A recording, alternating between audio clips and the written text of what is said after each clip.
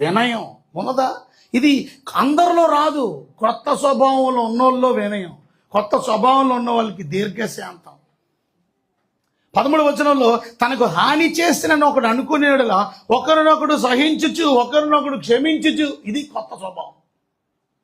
దేవుని స్వభావం అంటే ఏంటంటే మీరు హాని చేస్తున్నారని ఒకరినొకడు సహించుకోవడం, ఓర్చుకోవడం. ఇంతకుముందు ఓర్పు లేదు, ఇప్పుడు ఓర్పు వచ్చింది. దేవుని స్వభావం. ఎందుకంటే దేవుడు ఓర్చుకునేవాడు, దేవుడు దీర్ఘశాంతుడు. ప్రభు మిమ్మల్ని క్షమించులాగున మీరును క్షమించుడి. అది కొత్తగా దేవుడి కొత్త స్వభావం కలిగిన వాళ్ళు సమాధానం మీ హృదయంలో ఏలుచుండనీయుడి అంటే 15వ వచనం. క్రీస్తు అనుగ్రహించు సమాధానం, అది దేవుడు అనుగ్రహించే పీస్. వాళ్ళందరిలో పీస్ ఉండదు, but God gives you peace. God's peace మీలో ఉందా? క్రీస్తు అనుగ్రహించు సమాధానం మీ హృదయంలో ఏలచుండనీయుడి. ఇందుకొరకే మీరు ఒక్క శరీరముగా పిలువబడ్డారు. That's the reason we are all call one body and one church. మనం అందరం ఒకటే శరీరం. ఇంకా మీరు ఎలా ఉండాలి? కొత్తగా స్వభావం కలిగిన, నూతన స్వభావం కలిగిన మీరు ఎప్పుడు కూడా కృతజ్ఞులై ఉండడి. ఎప్పుడు థ్యాంక్స్ గివింగ్ ఇచ్చేవాళ్ళు. థ్యాంక్ యూ థ్యాంక్ యూ, తమ నోట ఎప్పుడు థ్యాంక్ యూ ఉండాలి. 16 వచ్చిన సంగీతంతో, కీర్తనలతో, ఆత్మసంబంధ భద్యములతో ఒకరినొకడు బోధించుచు బుద్ధి చెప్పుచు కృపాసహితముగా మీ హృదయంలో దేవుని గురించి గానం చేయుడి. అది నూతన స్వభావం కలిగిన వాళ్ళు పాటలు పాడాలి, దేవుని మహింపరచాలి, దేవుడిని ఆరాధించాలి. అంటే always you worship God, every day you worship God, not only on Sunday. And that's our life. అది మన జీవితం, అది మన జీవిత విధానం. ఎప్పుడు కూడా దేవునికి ఎలా బ్రతకాలో చూసిరా. ఇది క్రొత్త స్వభావం. వీళ్ళు ఎంతమంది క్రొత్త స్వభావం కలిగి జీవిస్తున్నారు? పాత స్వభావం పోయిందా? ఇంకా కొత్త స్వభావం ఇంకా రాలేదా? ఎఫెసీయులకు రాసిన పత్రికలో కూడా కొత్త స్వభావం గురించి 4వ అధ్యాయంలో మనం చూసినట్లయితే, 4వ అధ్యాయం 22వ వచనంలో మనం చూసినట్లయితే, కావున మునుపటి ప్రవర్తన విషయమైతే మోసకరమైన దురాశ వలన చెడిపోయిన మీ ప్రాచీన స్వభావం. అది మన ఐడెంటిటీ కొత్తది. ఇంతకుముందు ఐడెంటిటీ పాతవి గతించను. ఎవడైనా క్రీస్తు యేసునందు ఉన్న ఎడల నూతన సృష్టి, పాతవి గతించను. ఇది పాతది, మునుపటి పాత జీవితం. ఇది మునుపటి ప్రవర్తన మోసకరమైన దురాశ వలన చెడిపోయాం మనం. చెడిపోయిన జీవితం. ఇంకా చెడిపోయినట్టే బ్రతుకుతున్నా? ఇంకా చెడిపోయిన దానిగా బ్రతుకుతున్నావా?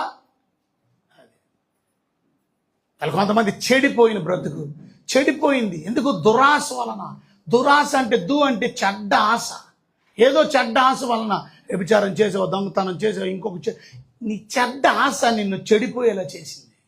ఇది పాత నైజం, ఇది పాత స్వభావం. ఆ పాత స్వభావం ఎలా ఉందో మీరు చూడాలనుకుంటున్నారా? 17వ వచనంలో ఉంది పాత స్వభావం. కాబట్టి అన్యజనులు నడుచుకున్నట్లు మీరు ఇక మీదట నడుచుకొనక, ఇంతకుముందు అన్యజనులు నడుచుకున్నట్టు నడుచుకున్నాం. ఇది పాత స్వభావం. పాత స్వభావం ఎలా ఉంది? అంధకారమైన మనస్సు, చీకటి మనస్సు. పాత స్వభావం ఎలాగుంది? హృదయం కఠినం. కొంతమంది కఠినం, మారరాళ్ళు కఠినం, వారికి ఒకరికొకరు క్షమించుకో కఠినం.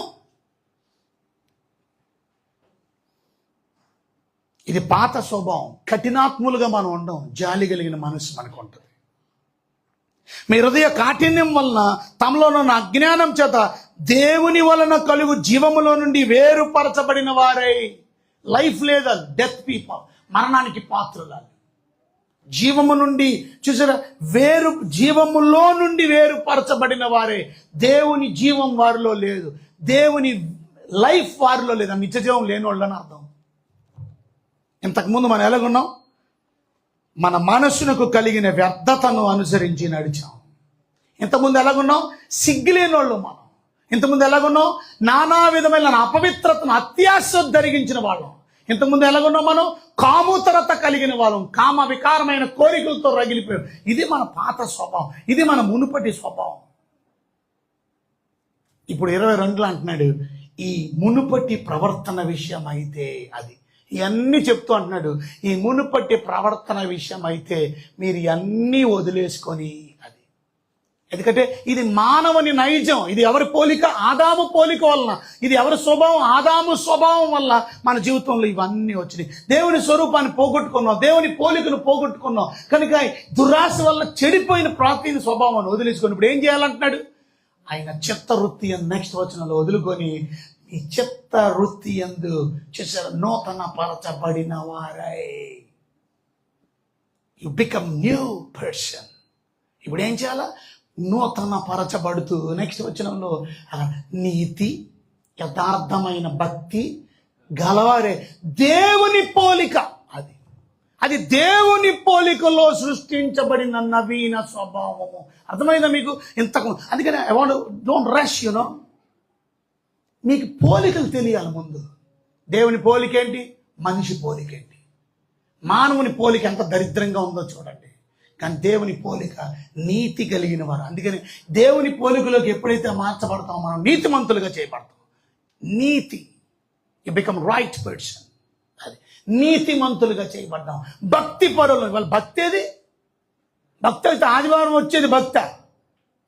మీటింగులు రారు, ప్రార్థనకు రారు, స్పెషల్ మీటింగులు రారు. ఇవాళ సాయంత్రం మీటింగ్కి వస్తారా? భక్తి ఏదండి? భక్తి ఉంటే ఆ శ్రద్ధ ఉంటుంది. భక్తి లేదు కదా. అది భక్తి. దేవుని పోలికగా ఆ దేవుని పోలిక ఎలాగుంటుందంట? దేవుని పోలిక నవీన స్వభావం ఎలాగుంటుందంట? 25 ఒకరితో ఇంకొకరు అవయవములై ఉన్నారు కనుక అబద్ధం ఆడరు. ఇంకేం చేయాలా? సత్యమే మాట్లాడతారు. 26లో కోపపడడు గాని పాపం చేయరు. సూర్యాస్తమించి మరి మీ కోపం నిలిచి ఉండనివ్వరు. అపవాదికి చోటు ఇయ్యకండి. దొంగలిని వాడు ఇంకా దొంగలింపక అక్కరగా ఉన్న వారికి పంచిపెట్టినట్టు వీలు కలిగిన మీద తమ చేతులతో మంచి పని చేస్తాడు. ఇంకా మనం చూస్తే 29లో వినివారికి మేలు కలిగినట్లు క్షమాభివృద్ధికరమైన అనుకూల వచనమే మాట్లాడతాడు. దుర్భాష మాట్లాడు, బూతి మాటలు మాట్లాడు. మీ నోట రానీయకండి. పరిశుద్ధాత్మను దుఃఖపరచు. చూసారా? 31లో ద్వేషం, కోపం, క్రోధం, అల్లరి, దూషణ, సకల మీద దుష్టత్వాన్ని విడిచిపెట్టేస్తారు. మరి ఎలా ఉంటారు? దయ కలిగిన వారిగా ఉంటారు, కరుణాహృదయులుగా ఉంటారు.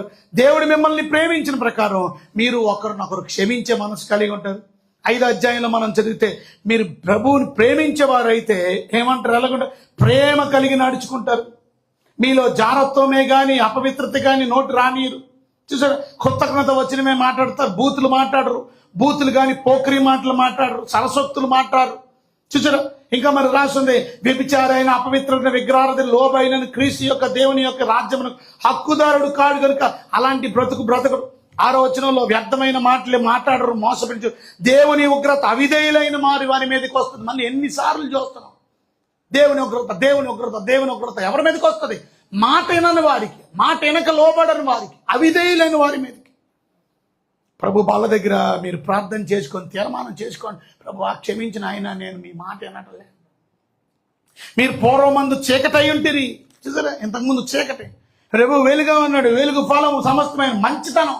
చూసారా?